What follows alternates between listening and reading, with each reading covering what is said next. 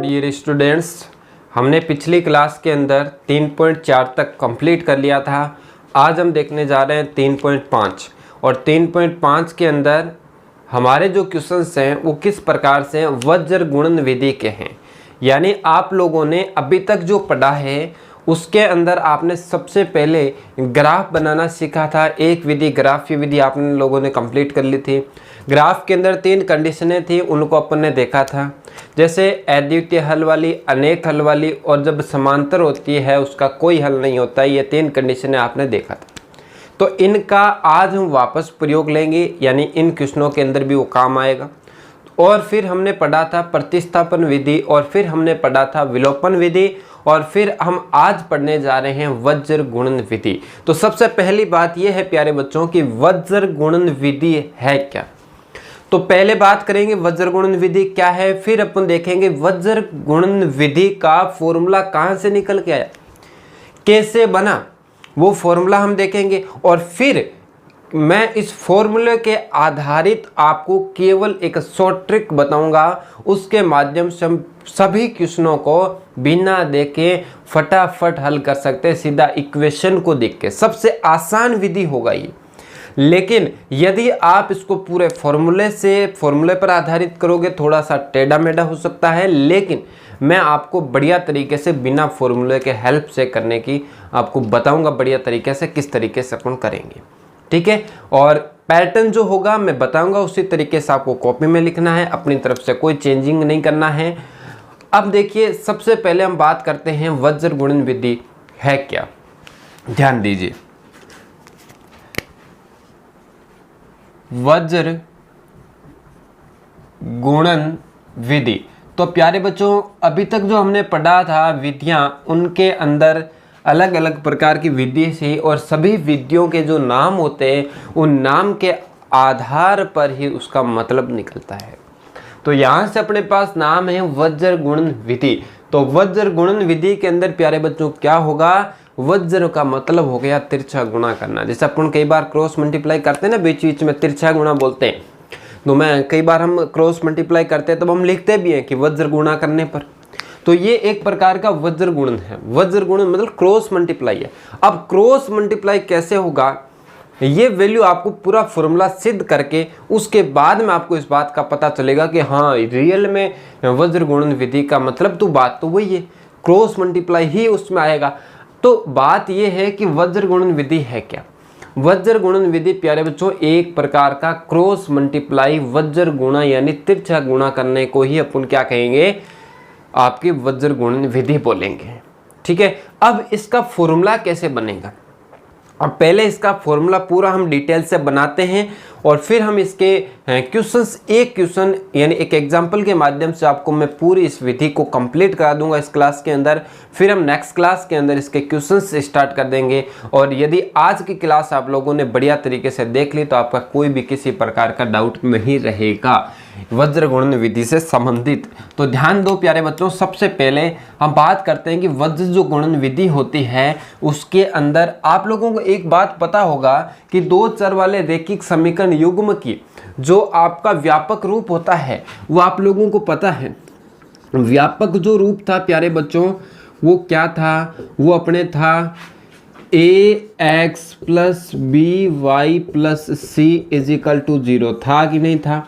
तो ये अपने था एक व्यापक रूप। तो हम इस व्यापक रूप से संबंधित ही इसका फॉर्मूला जो है वो निकाल सकेंगे, ठीक है। जैसे आपने विलोपन विधि में घटाते थे ना और प्रतिस्थापन विधि में मान आप प्रतिस्थापित करते थे, तो वही काम इसी प्रकार से इसके अंदर है। तो मैं पहले आपको फॉर्मूला बता देता हूँ। देखिए, 2 चर वाली रैखिक समीकरण आपको लेनी कितनी है, पेयर ऑफ 2 लाइन इक्वेशन थी ना, तो 2 लेना है, 2 इक्वेशन लेना है। तो देखिए ध्यान से, मैंने लिखा ax plus B Y plus C is equal to 0।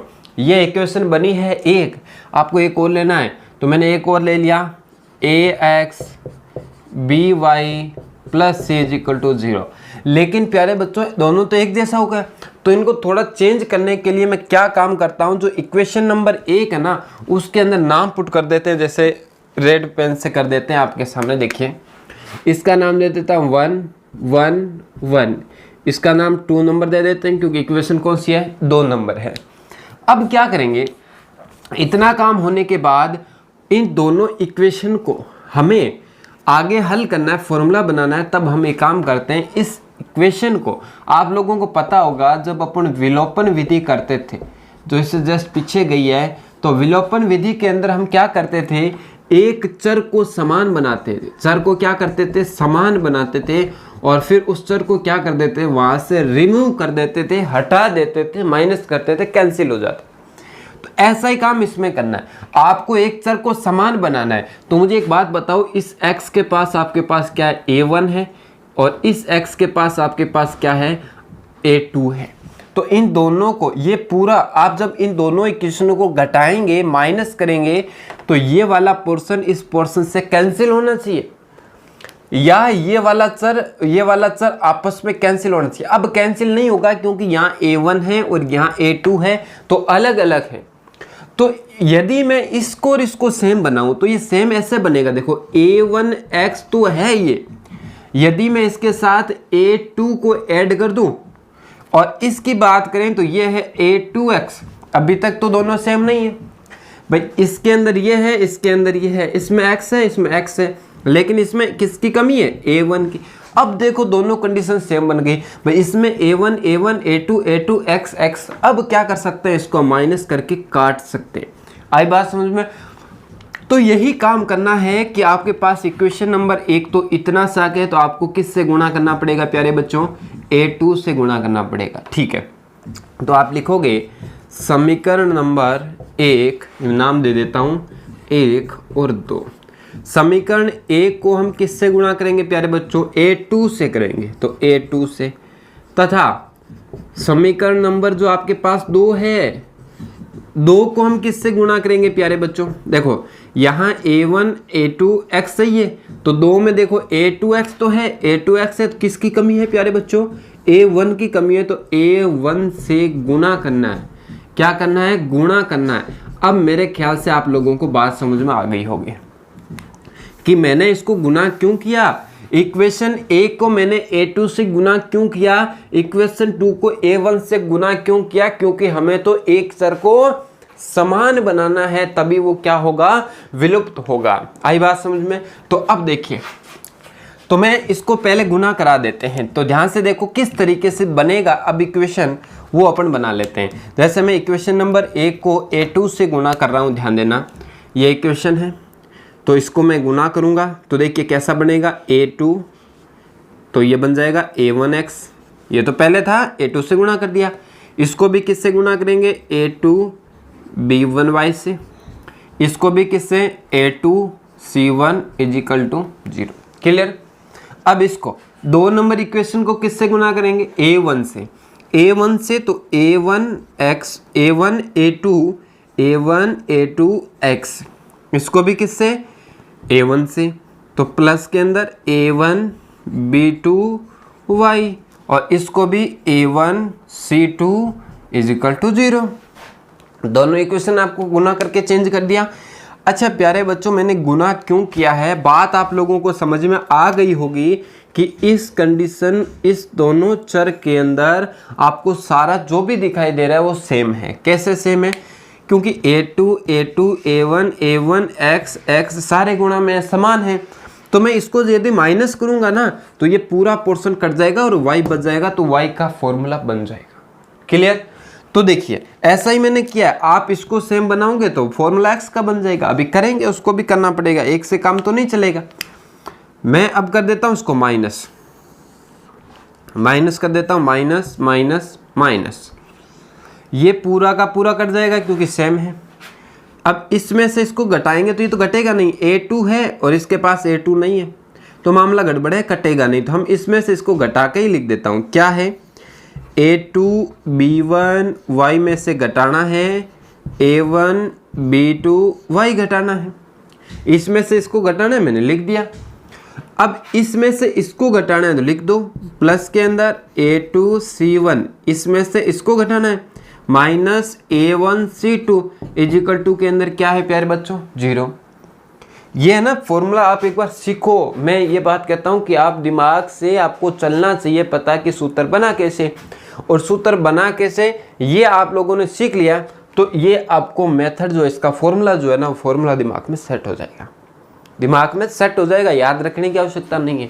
एक बार में समझ में नहीं आए 2 बार देख लेना, 3 बार, ठीक है। थोड़ा सा अजीब टाइप का लग सकता है लेकिन पूरा ध्यान से समझना जरूर आएगा।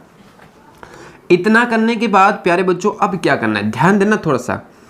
इस पोर्शन के अंदर देखो ध्यान से, कोई कॉमन दिखाई दे रहा है आपके को? सर इसमें तो वाई वाई कॉमन है, वाई वाई कॉमन है, इसमें तो कुछ कॉमन नहीं है। तो इसमें वाई वाई कॉमन है तो वाई कॉमन ले लो।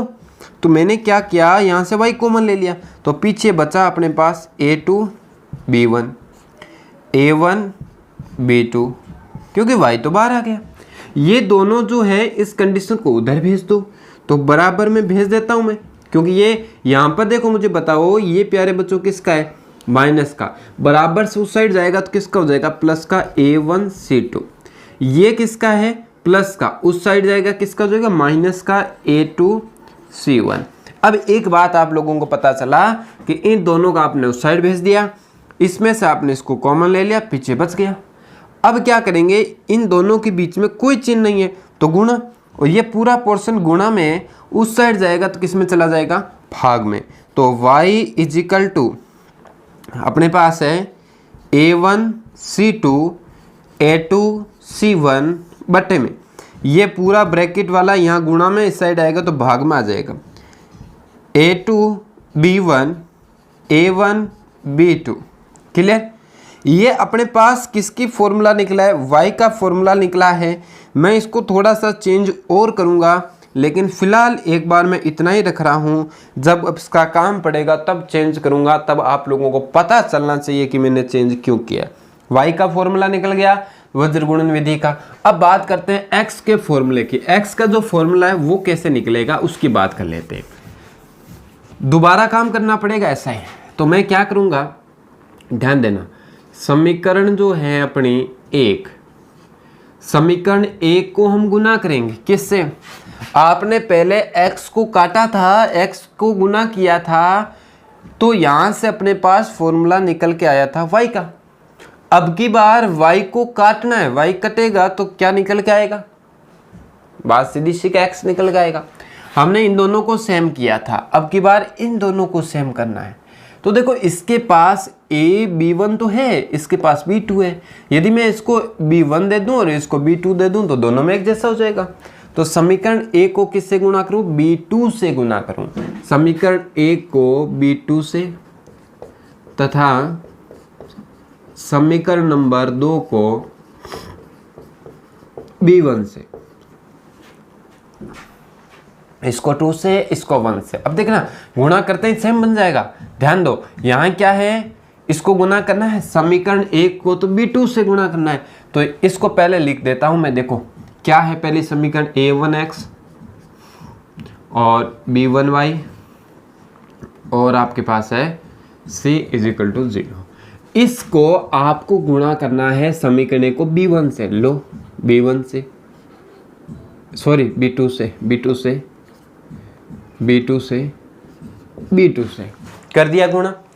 ऐसा ही काम 2 के अंदर करना है। 2 नंबर समीकरण में लिख देता हूं पहले, a2x plus b2y plus c2, ये अपने पास थी इक्वेशन नंबर 2। देखो यही थी ना, लिख दिया।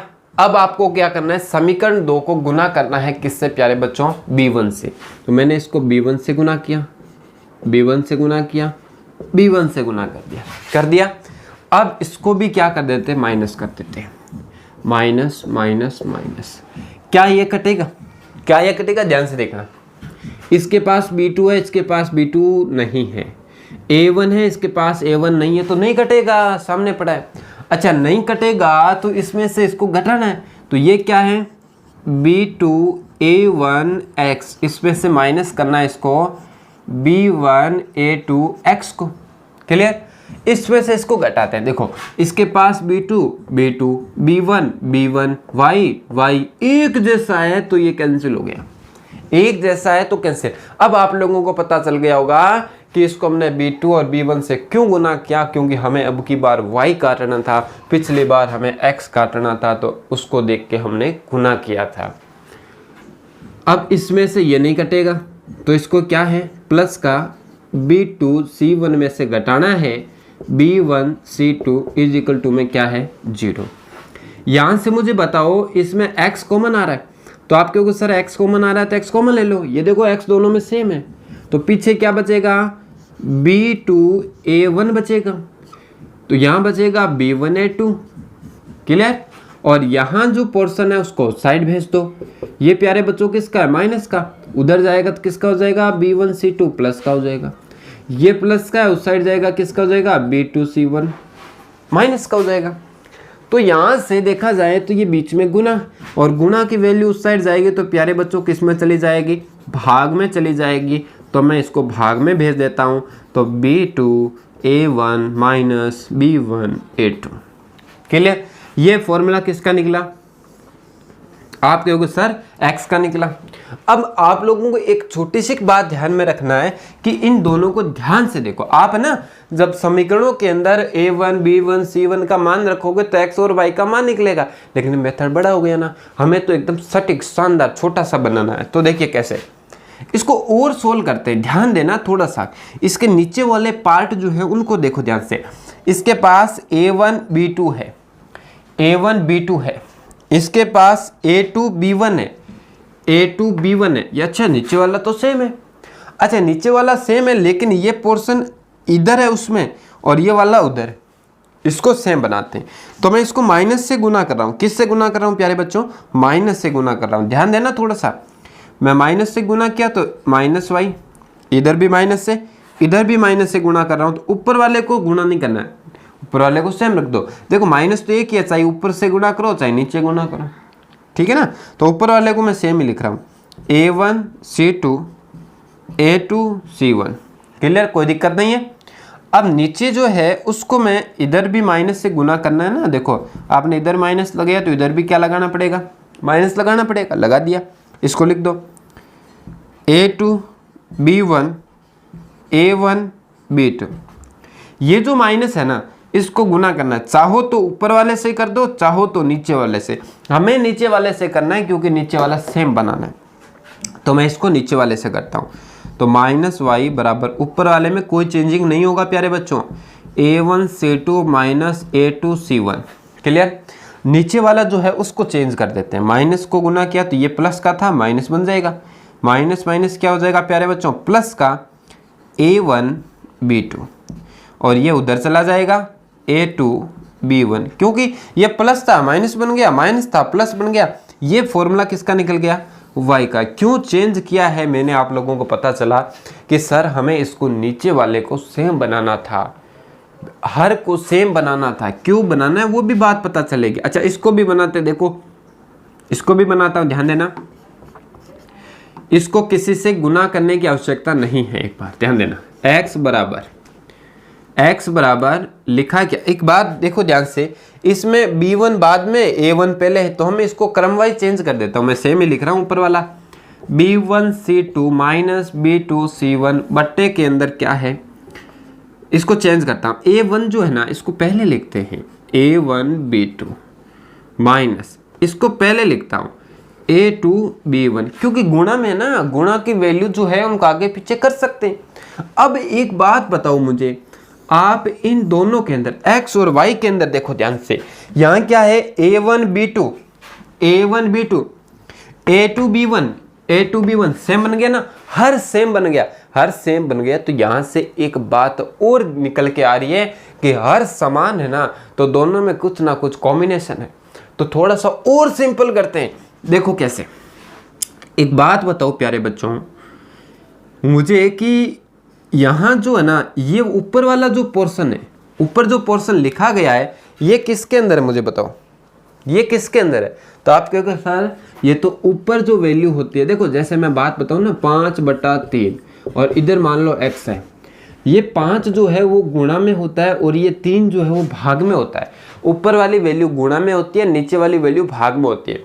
तो ऊपर वाली वैल्यू गुणा में, मैं ऊपर वाली वैल्यू को इस साइड भेज दूं तो कहाँ जाएगी, भाग में। या फिर आप ऐसा नहीं करना चाहे ना, तो सिंपल सी बात है, बट्टे में क्या लगा दो 1, इसको इससे मैं क्रॉस मल्टीप्लाई करता हूँ कि नहीं करता हूँ, बात वही है, क्योंकि यहाँ भाग में था तो उधर जाके किस में चला गया, गुना में चला गया, मुझे वापस लाना है, ध्यान देना।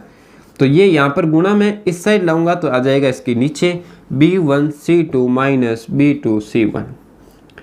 ये यहाँ से उठ के इसके नीचे आ गया तो कुछ नहीं बचा, तो 1 बचता है। बट्टे में क्या है, a1 b2 a2 b1।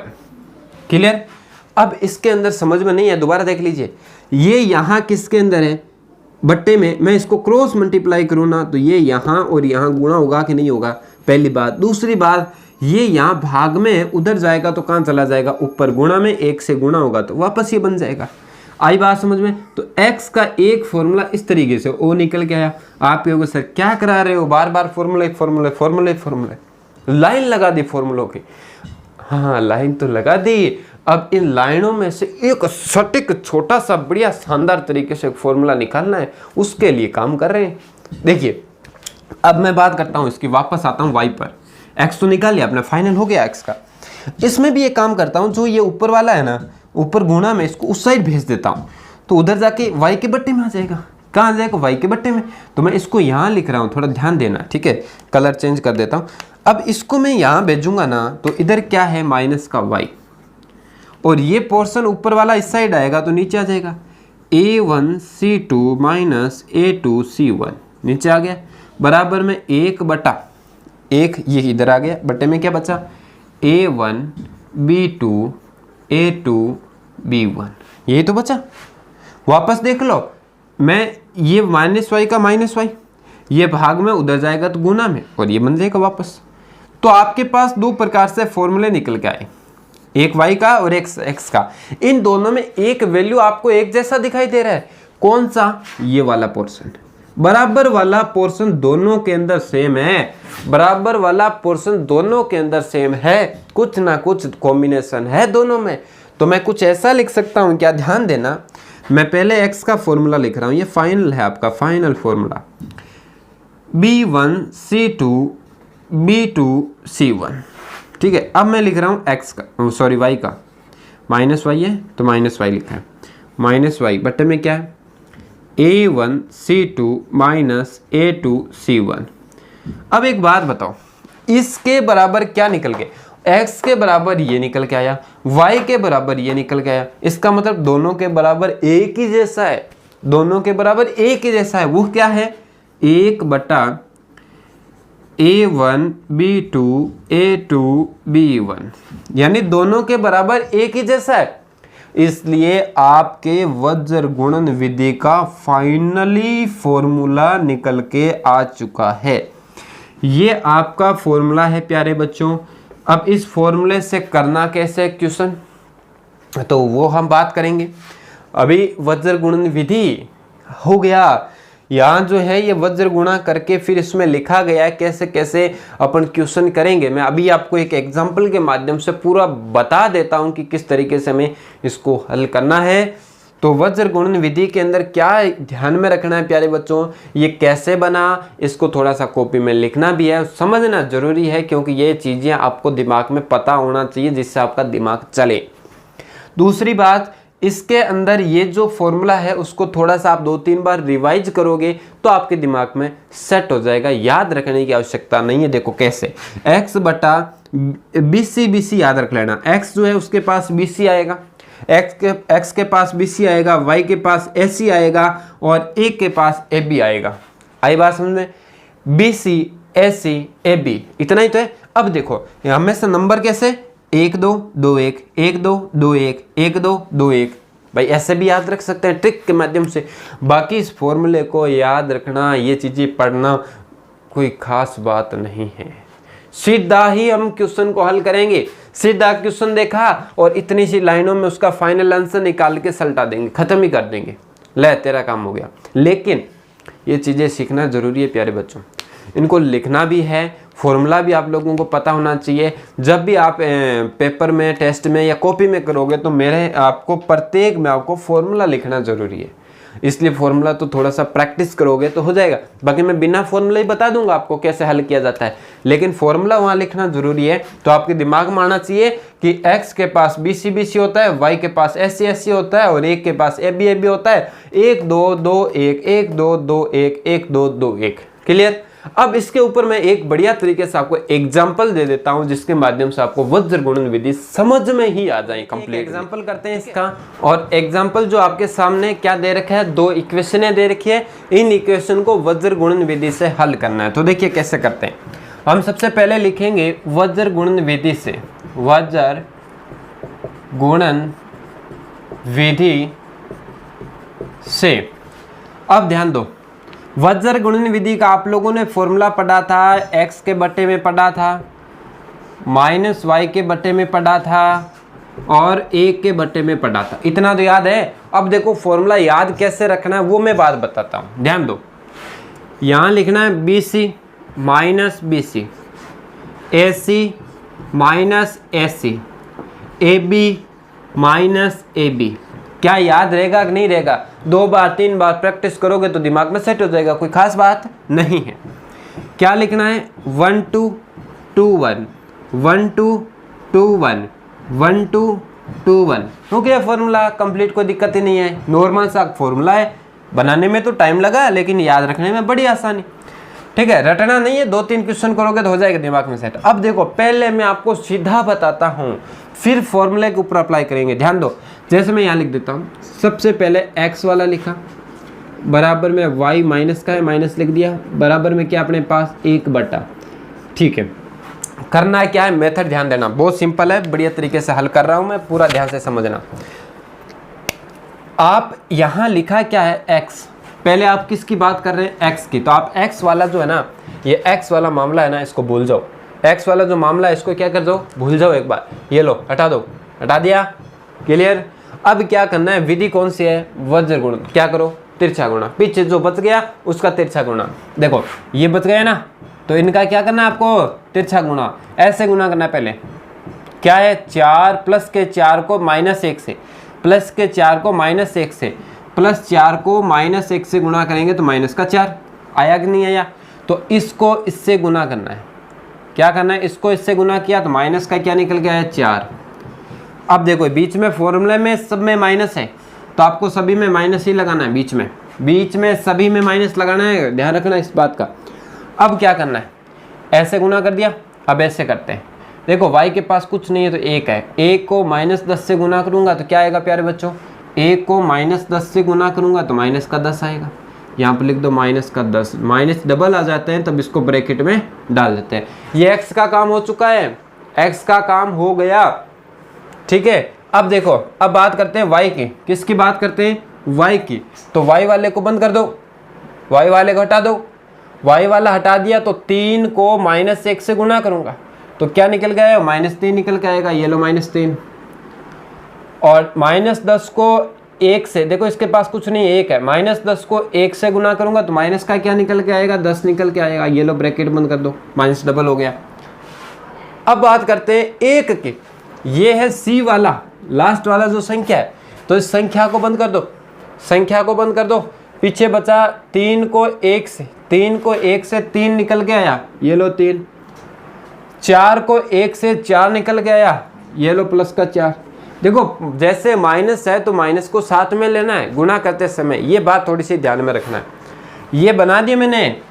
अब देखो आपको करना कैसे आगे, मैं एक बार बीच में जाना मत, ऐसा नहीं इसको कंप्लीटली समझ में आ गया तो चले जाए। लास्ट में मैं वापस इस फॉर्मूले के ऊपर थोड़ी सी चर्चा करने वाला हूँ, जो मैं इसके माध्यम से, ये मैंने क्यों लिखा कैसे लिखा इसके माध्यम से भी पता चलेगा। ठीक है, एक बार देखें तो x बटा -y बटा 1 बटे, अब देखो -4 का -4 plus minus, sorry minus minus क्या होता है? प्लस का 10 हो जाएगा, बिल्कुल सही है। -3 का -3 प्लस माइनस प्लस का 10, सॉरी माइनस माइनस प्लस, 3 में से 4 जाएगा -1 बचेगा, 3 में से 4 जाएगा -1 बचेगा। यहाँ दोबारा देखिए x बटे में 10 में से 4 गया 6 बचा, -y बटे 10 में से 3 गया, 10 में से 3 गया तो 7 बचा, 1 बटा -1। ये आया समझ में यहाँ तक। अब इस x का उत्तर भी ये आता था पहले फॉर्मूले में, देखो इस x वाले का आंसर भी ये और y वाले का भी आंसर ये। तो हम ये काम करते हैं, x वाले का आंसर इसके बराबर लिख दो, तो मैं तब x बटा 6, इसका आंसर भी ये, तो इसके बराबर में 1 बटा -1 लिख दो। ठीक है। दूसरी बात, y वाला -y बटे 7, इसका भी आंसर ये है, तो 1 बटा -1 लिख दो। आया। अब क्या करना है, इसको सोल्व करना है, इसको तिरछा गुणा कर दो, चाहिए कैसे भी कर दो, 6 को उधर भेज दो, आपकी इच्छा है कैसे भी करो। तो देखो एक काम करता हूँ मैं, x बराबर -1 को 1 में भाग दिया तो क्या निकल के आएगा, आप कहोगे सर 1 में -1 का भाग देते हैं तो -1 आता है, और 6 यहाँ भाग में, देखो आया क्या -1, 6 किस में भाग में उस साइड जाएगा, 6 किस में चला जाएगा प्यारे बच्चों, गुना में। या फिर आप क्रॉस मल्टीप्लाई कर लो, कैसे कि 1 को x से गुना किया x और 6 को 1 से गुना किया 6, माइनस का माइनस, ऐसे भी कर सकते हैं। तो x बराबर क्या निकल गया है प्यारे बच्चों, 6 निकल के आया। आई समझ में। इधर देखिए, यहाँ से भी हमें एक बार करते क्रॉस मल्टीप्लाई कर दो, -1 को -y से गुना करो, देखो cross multiply, minus minus plus हो गया, 1 को y से y आ गया, 7 को 1 से 7 आ जाएगा, तो y का मान कितना आ गया, 7। अब दोबारा देखिए ध्यान से, कुछ नहीं है, एकदम नॉर्मल क्वेश्चन है, नॉर्मल विधि है। करना क्या है, x की जब बात करें तो x वाले को भूल जाओ, पीछे बचा, इसको इससे गुना किया लिखा, इसको इससे गुना किया लिखा। अब y की बात करें तो इन दोनों को गुना कर लो, तिरछा गुना कर लो, लिख दिया। संख्या की बात करें तो इन दोनों को गुना कर लो और लिख दिया, फिर इसको सॉल्व कर दिया, फाइनली आंसर आ गया। अब थोड़ा सा ध्यान देना, ये मैंने क्यों लिखे हैं, ध्यान दो। यहाँ क्या है प्यारे बच्चों, x बटा b1, तो आपको पता है b1 कौन सा होता है, ये आपका a1 है और ये आपका b1 है, a1 b1 c1, ठीक है, और ये आपका है a2 b2 c2।